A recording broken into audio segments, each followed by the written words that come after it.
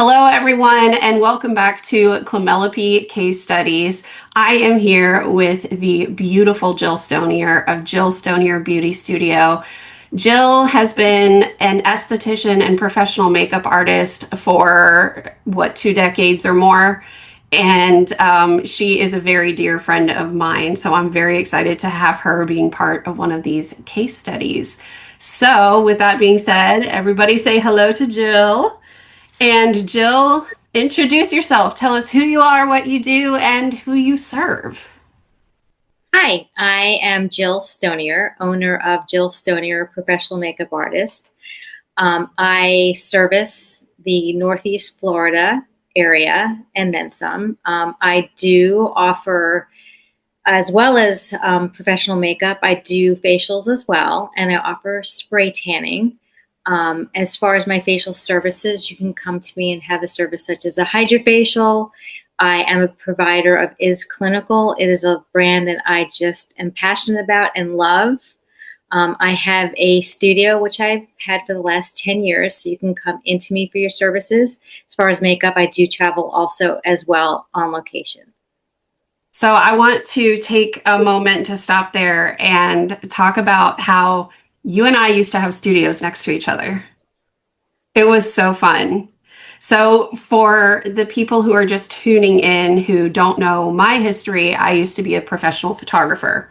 And when I opened a studio, I opened it up right there in Palencia. And shortly thereafter, Jill switched her studio from being across the street to right next door to my studio. And so when a client would book with me, I would send them over to Jill to get their hair and makeup done because she has a hair person in there as well.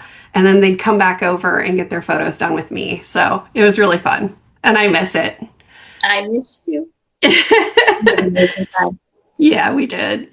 Okay, so tell me, other than me strong arming you into doing this, what made you decide to participate in my case study? Well, you have done my website for many years, and I just love everything you've ever done. And I'm starting to understand the trends of everything is forever changing, what clients are looking for, how people are finding me, or, just, I would say that.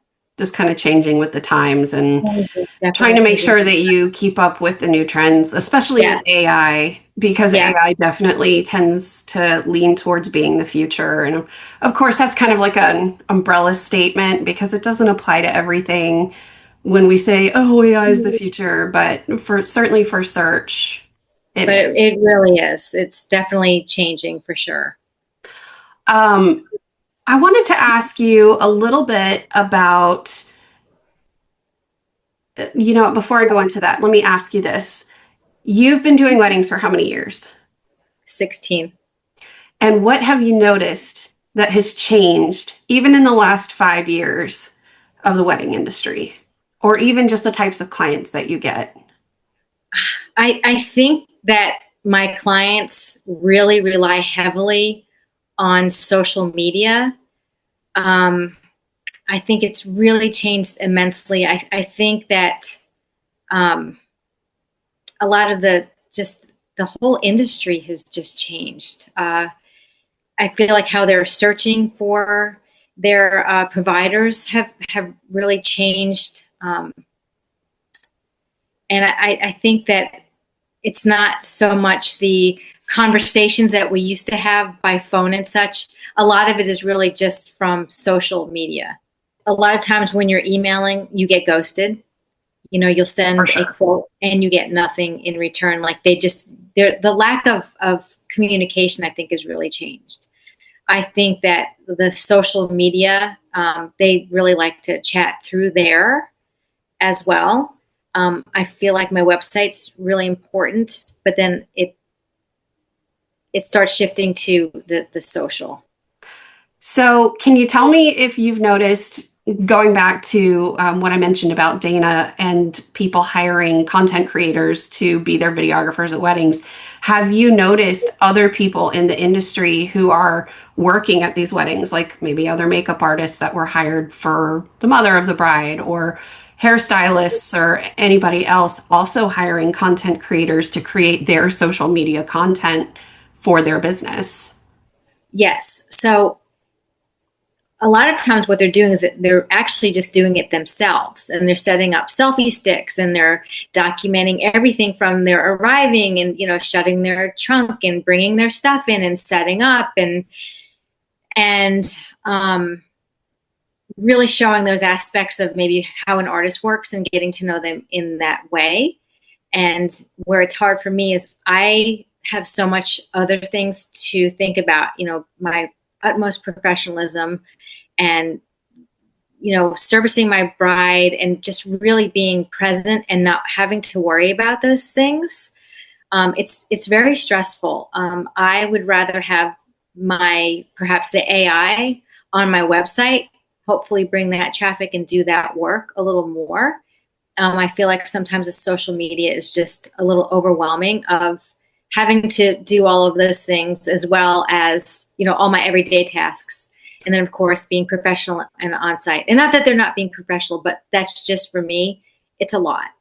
Right, right. Because it's nice to capture the behind the scenes when you're Yes. able to. But speaking from a provider, from a wedding day provider to provider, you never know what's going to come up on the day. You never know what moods people are going to be in, what they think is acceptable or unacceptable as it relates to having a phone out or having behind the scenes taken. And so a lot of people do take that stance where they're like, you know what? I'm not going to make this about promoting on my social media. I'm going to just be here and present with my bride. But Right. then for those that do the content creation and their clientele are fine with that, it then kind of becomes this constant cog that has to be turned. And then you're trying to one up everything that you do on social media just to try to continue to try to make that connection. And so what I'm finding is that people are hoping that by optimizing for AI on their websites, that as these brides start to go over, as any client, not just brides, go over and start asking ChatGPT, hey, who should I hire for my wedding makeup? Then if they know what they're asking in ChatGPT, let's say they're asking specifically for a location or a venue or just somebody who's been experienced for a long time, then AI will know either to recommend you or to not based on what it knows about you and what it knows about the person asking. So then you start getting more qualified leads that actually pertain to what you offer. And in my opinion, that leads to a better experience on both sides. But I'm just curious your thoughts on that. So, yeah. Um, Yeah, for sure. yeah. It's Um, it's it's changing. Times are changing. yes, it is. And I feel like when I was talking with Dana, there's kind of like this wave. It's like a cycle. Every 5 years or so, there's a new slew of people coming and going as wedding vendors. And so with each change of the cycle, I feel like you see the change in the brides too. Because there's new technology out, there's new ways of doing things, there's new way of connecting. And so it does get very difficult to try to stay on top of that. Mhm. For So sure.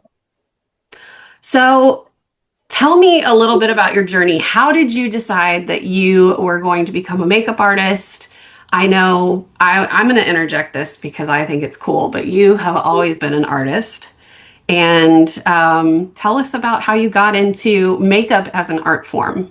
Oh my goodness. So when I was 16, I really was my start. I worked in my local hometown from New York. There was a makeup counter in a drugstore, and that's really how I got my start. And then through college, I continued to work in makeup and behind a counter. And then it just all rolled from there. And then I started my own business eventually. And then I became licensed. I got my aesthetics license, which really enhanced everything because then I really became more of a skincare specialist, which really just helped along with my makeup applications. And then it just snowballed from there. And I always say I started out of the trunk of my car, and then I wound up with a studio and 10 years of my brick and mortar, and yeah, it's just That's awesome. my I passion always and my love love. that story. It's a great story because it really shows that if you're dedicated to something and you love what you do, you can turn it into something amazing. Absolutely. That Now, is so true.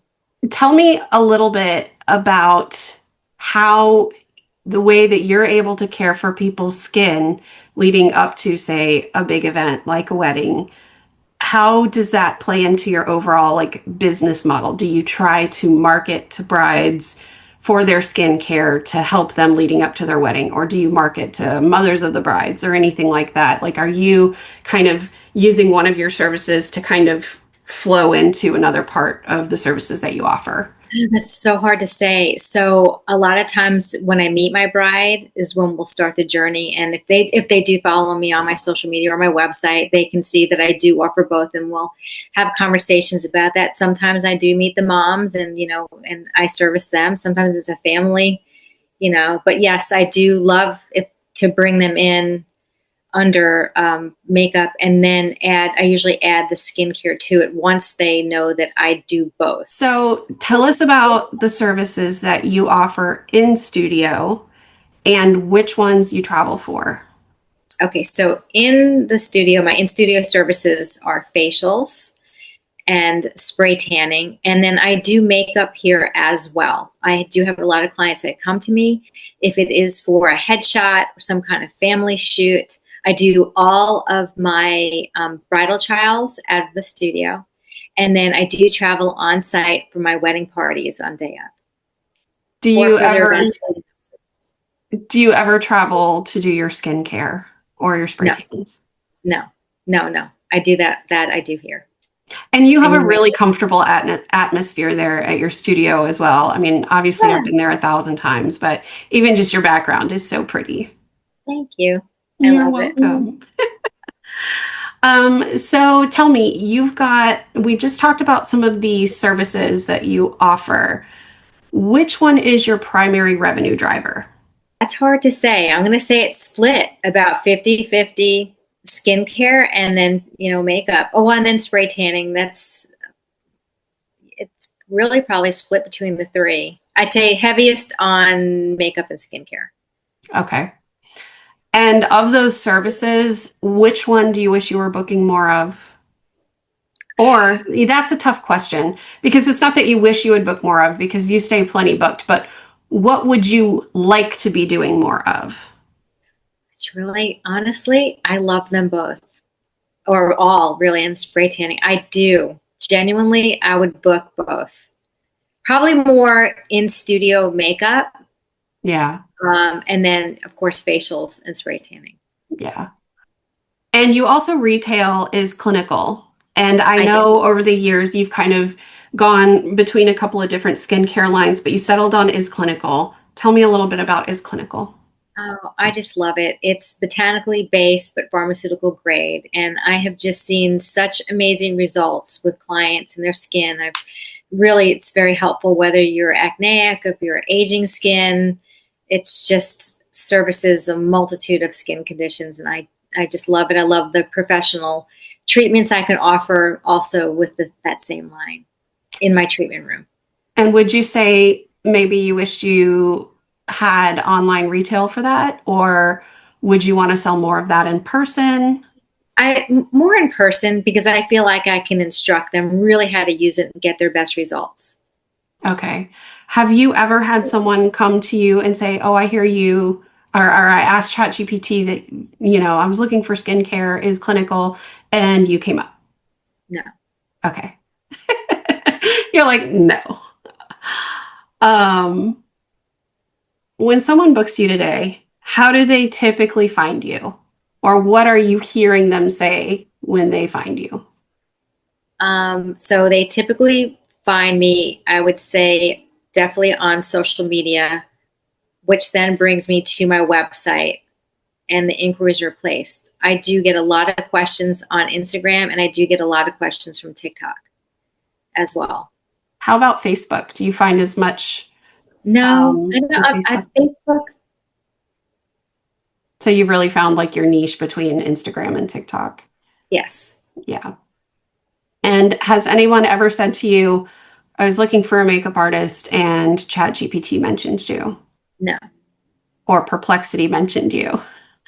no. Probably not a lot of people are using Perplexity on the day to day. It's usually ChatGPT. But so, Jill, tell us who manages your website or not manages, who's done your website. Jen Shannon. For at least the last 10 plus years, longer, Probably as long as I've known you. 13, 14. Yes. Yeah. Yeah. It's been a long So time. I want to make one important distinction. When I say manage a website, that's somebody who is actively managing the day in and day out of a website. I have redesigned your website, I've built your website, I've built SEO into your website and all that good stuff. But it's been a hot minute since we've done it. And things have definitely changed. It's probably Yeah. been 2 or 3 years, I think. So it's definitely due. And I'm so excited because you're actually my first case study where you get to hand off what you're doing to your web designer or your web person. And I get to be her. I'm excited. Me too. So, with that being said, I want to talk a little bit about your website. So, I'll go over the results with you here in just a few minutes, but you don't blog because that's just another thing to have to keep up with. So, you're not adding new content to your website regularly.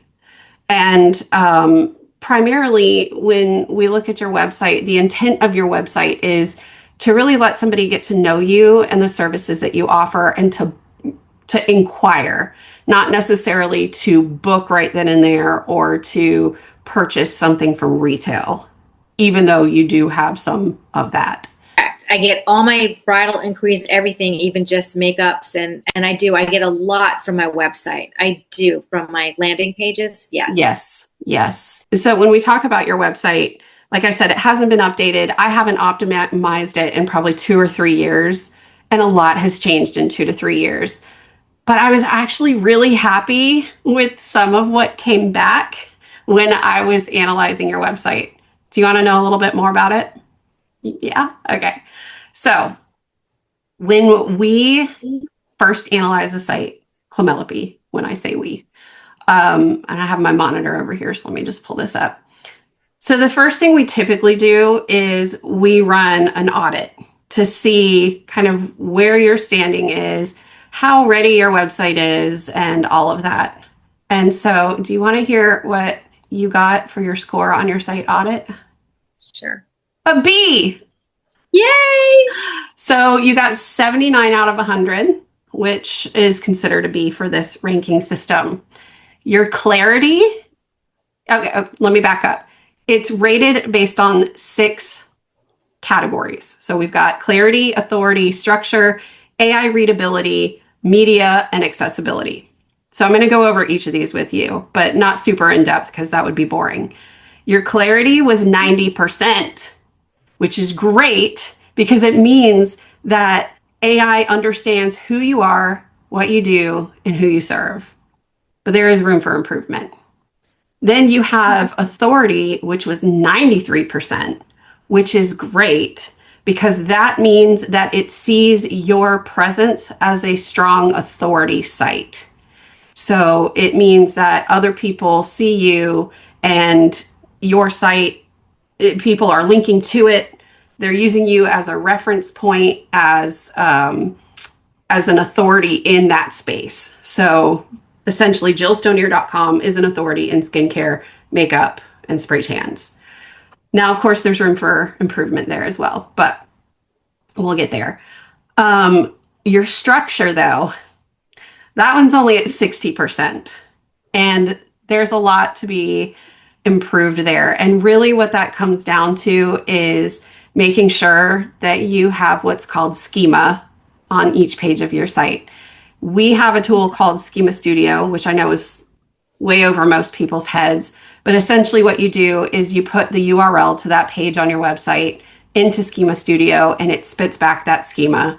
And then I will copy and paste it into your site so that it's kind of like the bones, the the building blocks of AI being able to read your site. So that one can improve. Your AI readability was at 67%. So what it's looking for there is more specific outcomes and kind of proof points as it relates to your services. So that would be, let's say you have somebody who has a 5-star review for you, and that's great. And maybe it goes on your website, but maybe that review needs to say, I started here and this is the result that I got. Like my skin went from dry and aging looking to moisturized and youthful and glowing, or something along those lines. And then your media was 100%. And that's because you have alt text for all the media on your site, because I'm awesome like that. Yes, you are. And then accessibility. So this one's a big one. I know you and I have talked over dinner about this a couple of times, but because we are talking on camera for this series, I want to just go over it again. But accessibility is really all about making sure that your website is compliant with the Americans with Disabilities Act. And the ADA has specific things that it requires for a website so that people with either hearing or visual disabilities can still access websites and know what's happening. So we've got some work to do there, because that's at 67%. But it's overall not terrible, which is great. So overall, you've got a B, but there's room for improvement, and we're going to work on that. And I'm excited to get started on that, of course. But all right. So the next thing we look at as it relates to kind of figuring out where you are with AI visibility is something called share of model. And share of model is essentially where we identify your top competitors, and then we come up with a list of about 15 questions that people would be using to search on AI to potentially find what you offer. And so our share of model tool allows you to identify your top competitors by just putting them in there. You don't identify them by being like, hey, who's my top competitor? Although that may be coming. But so you can go and either, if you know who your competitors are, you can just put them in there, or you can, Google search, ChatGPT it, whatever you want. But so we identify those, and then we have that subset of questions, and we run it through the top 3 AI engines. So that's going to be your ChatGPT, your Claude, and your Perplexity. So those same questions go to each one. And it brings in the answers from all of those engines, and it analyzes how often you come up in those answers, as well as who else is coming up, and if it's positive or negative. And yours was interesting because, let me do this. Yours came back when I ran it the other day with a pretty favorable number, but I reran it today and it's all at 0 again. So this shows you how important it is to stay on top of monitoring your visibility in AI, because you may think, oh, I did it, we're done. But then on another day you ask, you don't come up. And there's so many different reasons that could be the case. But one of the big things is that when you're not adding new content to your site, it's something that AI engines are just like, oh, well, this is old, so let's go find what's new. And that doesn't necessarily apply to you as of right now, why that would have changed within a couple of days. But it's certainly interesting because this is the first time I'm seeing that. But I'll give you the example. A couple of days ago when I did yours, your share of model came back.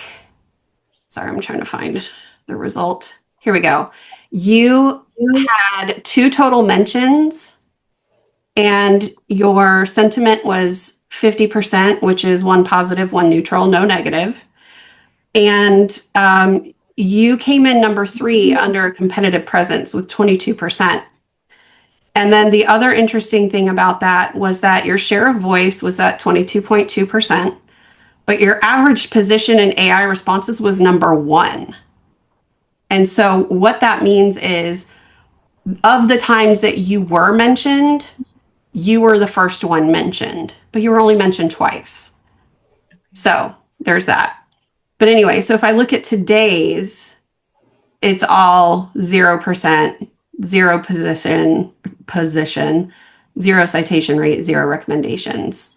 So I find that fascinating for a lot of reasons. I'd like to know how it finds that. Is it from social media posting? Um, I don't know how the AI chooses to pull it.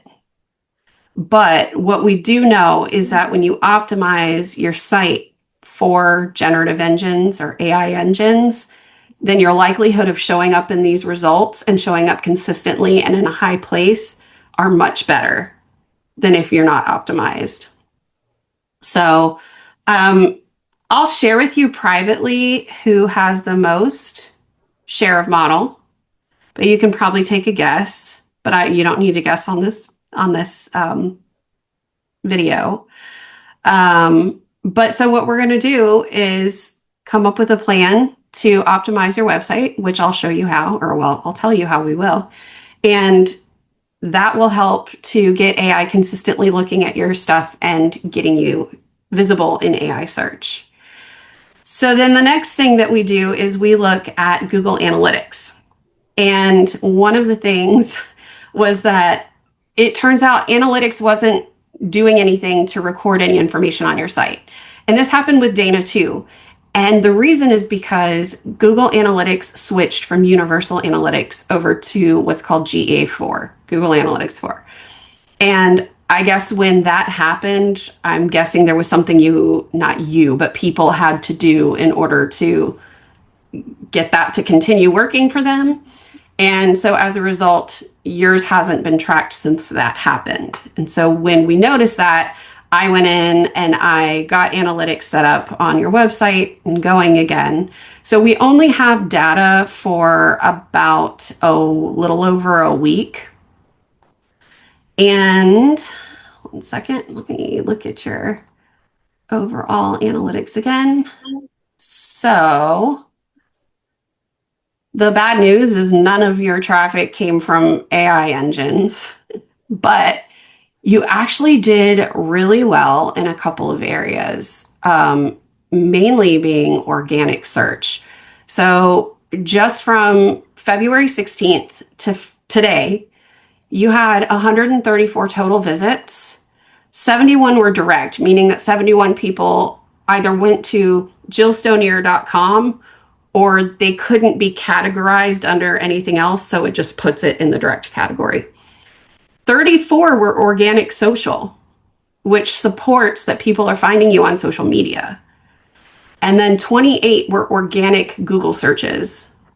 And let's see here, there was 28 organic search, and it looks like 25 of those came from Google.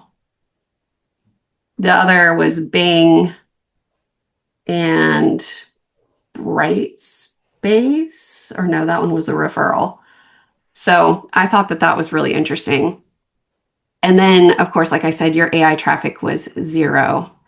So when we go back to Clemelopy, we kind of analyze all of those things and try to decide what the best way to move forward is with optimizing. And so I'm going to take the reins on that one since I'm your web person. And what I'm going to do is run our orchard audit, or I'm sorry, our orchard builder on your homepage. And what that's going to do is bring back all of the information that we need to do in order to optimize that homepage to make it really robust for AI. And then over the course of the coming months, we're going to do that with each page on your site.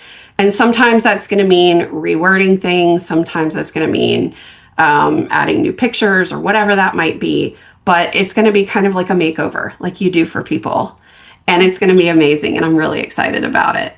All that being said, what do you feel really good about in your business right now? I feel really great about the relationships that I develop with my clients.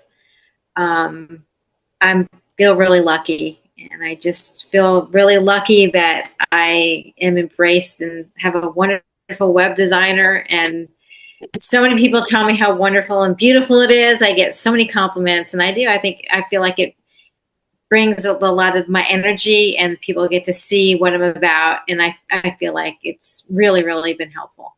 Yeah. Well, and one thing that I've always admired about you and your business is that you have a lot of repeat business. And that shows the character of the kind of person and business owner that you are, because people keep coming back because they know they can trust you and they get results with you. And that's so important. So, I'm really, really lucky. Really yeah, lucky. yeah, for sure. But it was through hard work that you got here. Yes, So very kudos hard. to you. Yeah. Thank you. Now, my last question for you is, what does success look like a year from now when this case study concludes? Success would absolutely be more inquiries, more anything driven to me through. I'm really excited about your venture and what I feel like the AI can bring, and add. And I do feel like it will bring in, a lot more business. That's really what I'm excited for. And what I'm hoping to see is that it's qualified business. Because, we've talked, I mean, not you and I, but people in marketing have talked for years about, attract and repel. Like, who's your ideal client? Let's attract them and thereby repel whoever is not your ideal client. And I always, as a photographer, struggled with that because I didn't have an ideal client. I just knew whoever wanted to be photographed by me could be photographed by me. And so that I struggled with. And I didn't realize until maybe over the last year or so that it's really not about necessarily saying this is the exact kind of person that I am trying to, attract to my business so much as this is what I'm not trying to attract to my business. I don't want Right. somebody who's looking for me to do their makeup on their wedding day for exposure, or somebody looking to build their portfolio and they just need a wedding in their portfolio. You don't want to take up your time as a business owner dealing with those kind of inquiries. So, Right. and even on top of that, I mean, that can go across the board for anything. So, really making sure that your website is optimized so well that not only will it increase your SEO, because that's just a byproduct of optimizing for generative engines, although it doesn't go the other way. You can optimize for SEO, but that doesn't help with generative engines. Um, but not only increasing your SEO and GEO, but really making sure that the people that are being recommended to you through those things are qualified, because they're not going to be recommended to you if you don't have anything on your site that indicates you're looking to work in exchange for exposure. That's like the worst one. I hate that one so much. Like, so, so for me, I'm excited to see how that all comes into play for your business. And of course, for all of my other case study businesses, but specifically for you, that's what I'm looking for. So that would be my idea, and probably yours too. That sounds like a wonderful plan. Yeah. Well, Jill, thank you so much for making the time to do this with me today. Well, And as you know, we'll be checking in once a month just to talk about what's going on, what kind of updates we have, because I'll be doing the majority of, well, I'll be doing all of the stuff on your website for you. I'll check in with you before our next call, but that call will really be to go over, what's changed, what's updated, what I'm working on next. That way you're just as much a part of this as I am. I'm just doing the back end work. So, yeah, I'm really excited, and I'm really excited for your new venture, and you're thank just you. amazing. I love my Jilly Boo. Thanks for having me. Thank you so much, Jill. We'll see you next month. Okay. Bye.